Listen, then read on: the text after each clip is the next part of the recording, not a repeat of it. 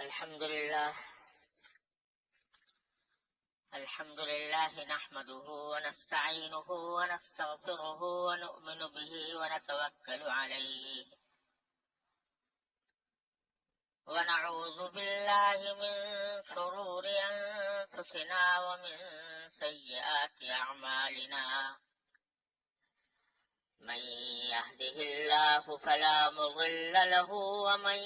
يضلله فلا هادي له وأشهد أن لا إله إلا الله وحده لا شريك له وأشهد أن سيدنا وسندنا ونبينا ومولانا محمدا عبده ورسوله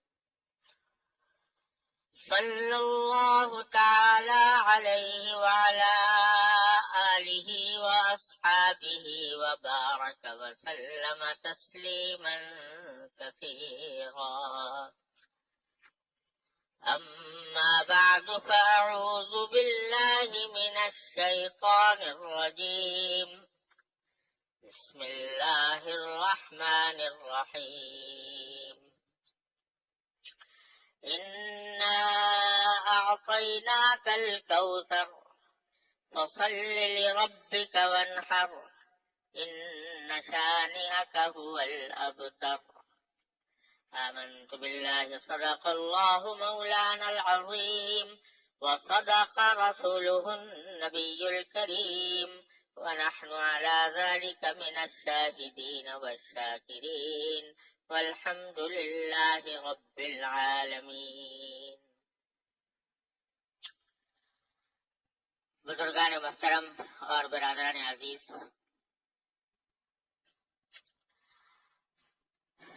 کچھ عرصہ پہلے میں نے یہ سلسلہ شروع کیا تھا کہ قرآن کریم کی وہ سورتیں جو بکثرت نمازوں میں پڑھی جاتی ہیں ان کی کچھ تفسیر و تشریح آپ حضرات کی خدمت میں پیش کی جائے۔ اس سلسلے میں اس سے پہلے سورہ فاتحہ، معوذتین اور سورہ الم تر کیف اور لیلاف قریش اور سورہ ماعون کی تفسیریں مختلف نشستوں میں الحمدللہ بیان کرنے کی توفیق ہوئی۔ بیچ میں کچھ وقتی مسائل آ گئے تھے جس کی وجہ سے یہ سلسلہ موقوف ہو گیا تھا۔ اب اللہ تعالیٰ کے نام پر دوبارہ اس کو شروع کرتے ہیں اور اس سلسلے میں آج سورہ کوثر میں نے آپ کے سامنے تلاوت کی ہے۔ یہ وہ سورت ہے جو قرآن کریم کی سب سے لفظوں کے اعتبار سے سب سے چھوٹی سورت ہے اور تقریباً ہر مسلمان کو یاد ہوتی ہے۔ لفظوں کے اعتبار سے یہ چھوٹی سی سورت ہے، لیکن اس میں نبی کریم سرور عالم صلی اللہ علیہ وسلم کی عظمت کا بھی بیان ہے اور ایک بہت بڑے عظیم پیغام بھی، دو بڑے عظیم پیغام بھی اس میں دیے گئے ہیں۔ یہ سورت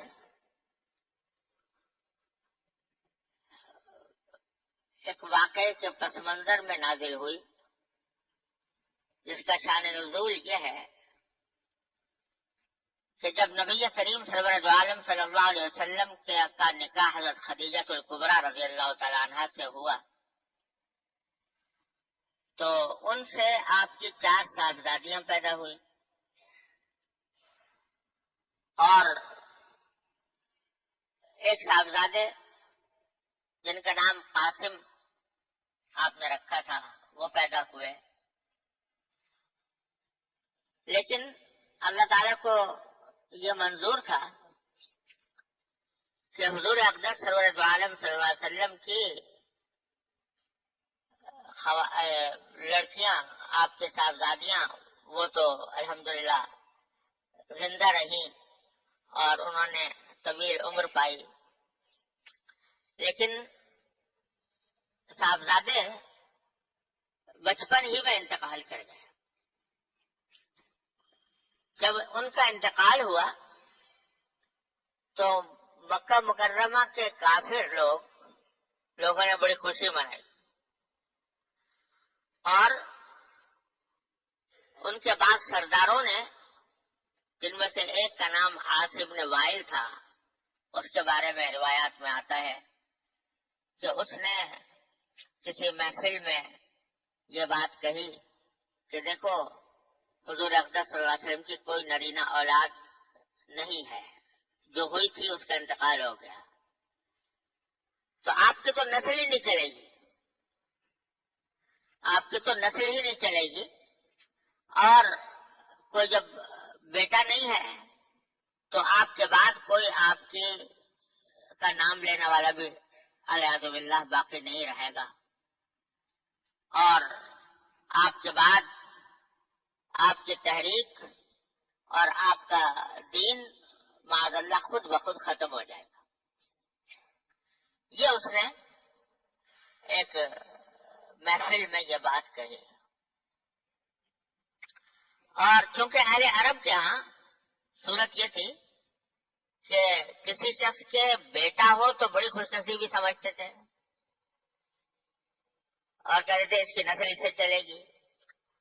بیٹی ہو تو بیٹی کو برا سمجھتے تھے، عار سمجھتے تھے، اور سمجھتے تھے کہ یہ قرآن کریم میں ہے کہ اگر کسی کے یہاں بیٹی پیدا ہو جاتی تھی تو وہ لوگوں سے منہ چھپاتا پھرتا تھا اور یہ کہتا تھا کہ میں کیا کروں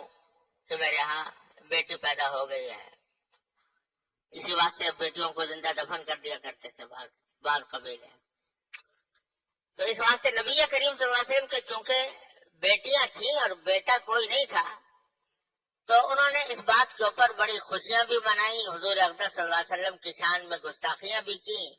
اور یہ پیشن گوئیاں بھی کی کہ آپ کے بعد آپ کا دین چلنے والا نہیں ہے۔ اس کے جواب میں یہ صورت نازل ہوئی ہے جو 3 آیتوں پر مشتمل ہے، اور ایک حدیث میں حضرت انس رضی اللہ تعالیٰ عنہ بیان فرماتے ہیں کہ ایک مرتبہ نبی کریم صلی اللہ علیہ وسلم تشریف فرما تھے،